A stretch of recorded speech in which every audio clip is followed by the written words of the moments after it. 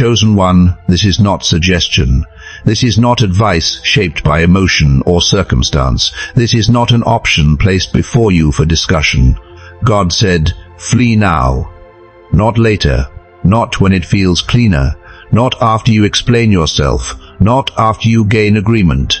Now. This command carries urgency because the timeline has shifted. What was once manageable is no longer neutral. What was once tolerated is now dangerous. This command did not come from fear. God does not react. God does not panic. It came from foresight, from seeing what is forming beneath the surface, from recognizing what you are standing too close to without realizing it. When God says flee, it is because staying would cost you more than you can afford to lose. God does not shout without reason. He does not interrupt seasons casually. He does not give abrupt instructions unless continuation would lead to damage. When he says flee, danger has already been identified, not guessed, not assumed, measured, weighed, confirmed. What you cannot see has already been assessed in the unseen. What you are still rationalizing has already been exposed in heaven. This is not panic. This is precision, precision timing, precision instruction, precision mercy. God is not pulling you out because you are weak. He is pulling you out because you are valuable. And value attracts risk. You have been standing too close to what is familiar, close enough that danger feels normal, close enough that warning signs feel exaggerated. Comfort has blurred discernment. You adjusted to tension instead of questioning it. You adapted to pressure instead of confronting its source. Routine dulled urgency.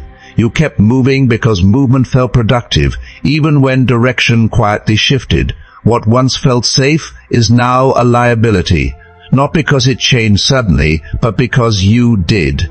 This season has shifted, and staying where you are would require you to shrink to survive. God will never ask you to reduce your calling to preserve your comfort. God is not asking you to fight here, because fighting here would waste strength meant for later. He is not asking you to negotiate here, because negotiation would pull you into compromise disguised as wisdom. He is asking you to leave. Some battles are not won by endurance. They are won by discernment. Wisdom knows when resistance is noble and when exit is obedience. Staying would look brave to people. Leaving will look obedient to heaven. And heaven's opinion is the one that determines outcomes. Staying would cost more than leaving, not immediately, gradually. Remaining would slowly erode obedience. You would adjust your convictions to survive the environment. You would begin explaining away discomfort instead of responding to it. Delay would disguise itself as responsibility, as patience, as loyalty. But underneath, compromise would form.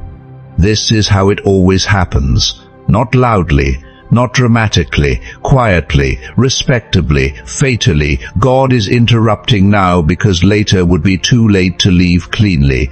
God is no longer waiting for courage. Courage is not the requirement. Response is. He is watching response time. How quickly you move when clarity arrives. How long you hesitate once instruction is given. Speed matters now. Not because God is rushed, but because delay creates exposure. Obedience delayed becomes disobedience defended. You start justifying what you were meant to exit. You begin protecting what God is warning you to leave. Ignore this, and you endanger alignment. Not because God withdraws, but because positioning determines protection. Not everyone will understand this exit. Some will call it extreme. Others will call it unnecessary. They will say you overreacted. They will say you could have stayed longer. They will say you should have handled it differently. They are not assigned to your outcome. They do not carry your consequence. They will not stand in your future court. They will not answer for your obedience. God does not consult crowds when issuing escape routes. He speaks to the one who must move. This exit will clarify who was connected to your calling and who was connected only to your availability. Heaven may not explain further, not because God is distant, but because explanation would slow movement. And movement is protection. When God says flee, clarity has already been granted. Anything beyond that would invite hesitation. And hesitation is dangerous in moments like this. Silence is confirmation. The absence of further instruction is intentional.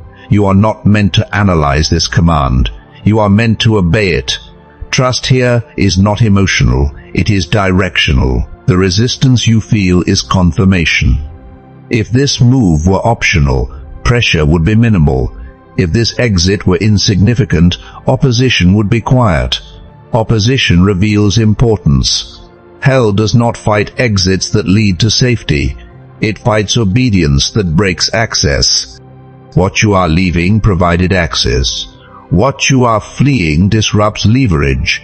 Pressure is not a sign you are wrong. It is a sign you are moving in the correct direction. Resistance increases when escape is near. God did not say flee into confusion. He did not say flee into chaos. He said your only safe path is here. Provision is already placed ahead of you, not behind you, not where you are standing. Covering is already arranged. Protection is already assigned. What you need will meet you in motion, not before, not after. Safety is not found in standing still. It is found in obedience. Move. You cannot bring old thinking into this escape. Old thinking negotiates with danger. Old thinking looks for familiarity when urgency is required. Second-guessing will slow you, because second-guessing always pretends to be wisdom. It asks for more time, more clarity, more reassurance. But this moment does not respond to analysis. It responds to obedience. Emotional attachment will pull you back, not violently, subtly, through memory, through obligation, through unfinished conversations you think you owe. Old patterns cannot survive this path. They will sabotage direction quietly if allowed to stay. This exit requires clarity, clean thinking, decisive posture. You are not running from something. You are moving toward preservation. Some connections cannot cross with you, not because they are bad, not because they intended harm, but because they would attach to where you were, not where you're going. They benefited from your proximity. They were comfortable with your availability. They understood the version of you that stayed. This separation is final, not dramatic, not loud, final. God is not removing people to punish you. He is reducing interference. Too many voices slow escape. Too many opinions create hesitation. This path requires focus, and focus requires fewer attachments.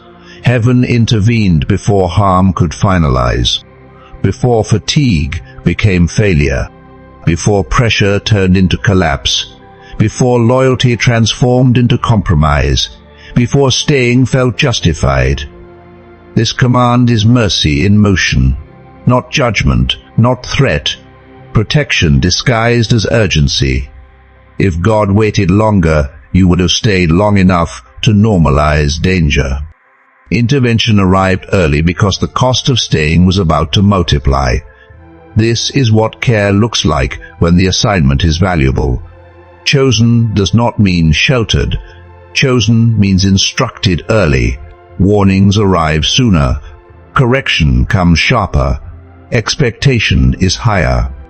You are accountable to move when warned, not after consensus, not after comfort. Heaven watches how you respond to escape routes, because escape routes reveal trust. Those who delay exits usually regret it quietly later. This warning is not pressure, it is privilege. Do not linger. Lingering invites doubt. Do not look back. Looking back reopens emotional access. Do not explain. Explanation delays obedience and invites interference. Move correctly. Move with precision, not panic. Move quietly. Not every escape needs announcement. Move now. Timing is protection. What God is pulling you toward is sealed, already approved, already assigned. It cannot be stolen. No one can intercept what is sealed in heaven. But timing can be disrupted. Arrival can be slowed. Pressure can increase unnecessarily. Your response determines arrival speed. Alignment accelerates safety. The quicker you move, the lighter the transition becomes. Delay does not cancel destiny, it complicates it. This exit is shaping your leadership. How you leave now will determine how you lead later. Those who obey under pressure are trusted later. Those who hesitate are retrained through consequence. God tests leadership through private obedience, not public victories. Silence during this move is intentional, because safety precedes visibility. Those who rush exposure often compromise protection. Authority grows best in quiet obedience. God is not adjusting the instruction. The command is settled. Only your obedience remains undecided. This is the final warning before exposure increases. Not punishment, exposure. And it has consequences. Obedience opens covering. Movement activates protection. Delay increases vulnerability. Confusion rises. Pressure tightens. This system is already active. Heaven responds in real time now. Every step toward obedience creates margin for safety. Every pause invites unnecessary strain. Chosen one, God said, flee now. And he provided the path before issuing the command. This is not escape from purpose. This is preservation for assignment. You are not running away. You are being repositioned. Stand aligned. Move now.